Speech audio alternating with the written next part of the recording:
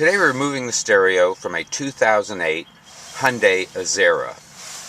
We're going to start with our pry bar along the edge of the dash, and there's this wood-looking panel that goes across the top of the dash, and we're going to pry this along the edge. It has clips that hold it in place. These clips release with little pry and pull pressure. And we're going to work this panel off all the way across the dash, and we're going to set that up on the dash. This is going to give access to 3 screws for the panel we need to take off around the car stereo. This one looks like it's been out before without someone know how to take it out. We have a full library of removal guides along with updates and any other questions you might have on our website at carstereohelp.com. Now that we have these 3 screws somewhat removed, we're going to move to the driver's side of the car.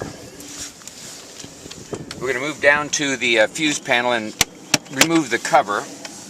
This is going to expose one screw that's right here on the side of the dash that takes care of securing the bottom panel along the dash.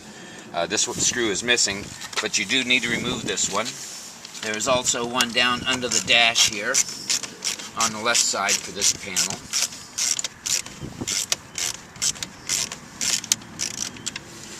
And we have one on the right bottom corner of this same panel.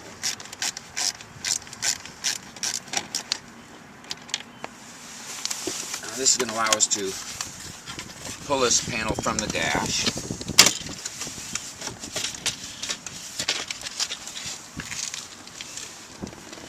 And allow us right underneath the key at the bottom of the dash is another screw that needs to be removed. This one is also missing here. Now that we've got all these screws removed, we're going to check to make sure there are no screws underneath the bottom edge of this panel, and we're going to pry this panel from the dash. We're going to start underneath the key and pull this panel, or pull it back and pry it from the edge of the dash. Again, this panel releases with clips.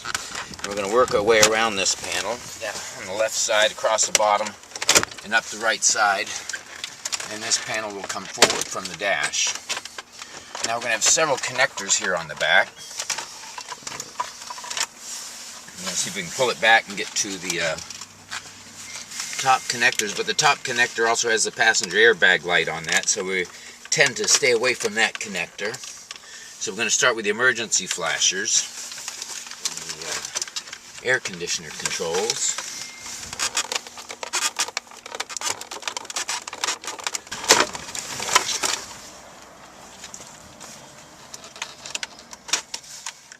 the 2 connectors for the AC controls.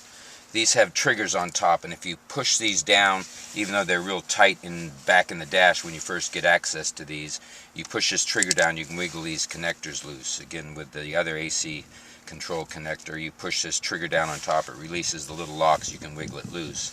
All the connectors here are keyed, so they only fit back to one spot. There's no need to mark them as to where they go.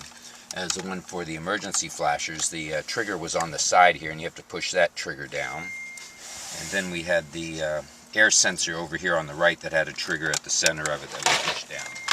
Now we've removed all the connectors, and this is going to allow us to swing the dash panel up. The reason for doing this is because the passenger airbag light is here on this top panel, and you don't want to disconnect that, or it could cause you to go to the dealership to reset it.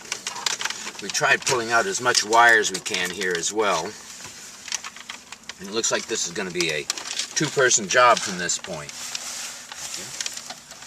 Now, with a little help holding the panel up, we're going to remove the 4 screws that secure the car stereo to the dash.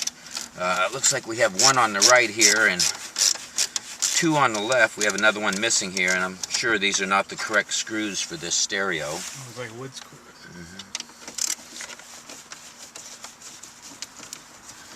The problem we're having with this Infinity speaker JBL amplifier system is no audio.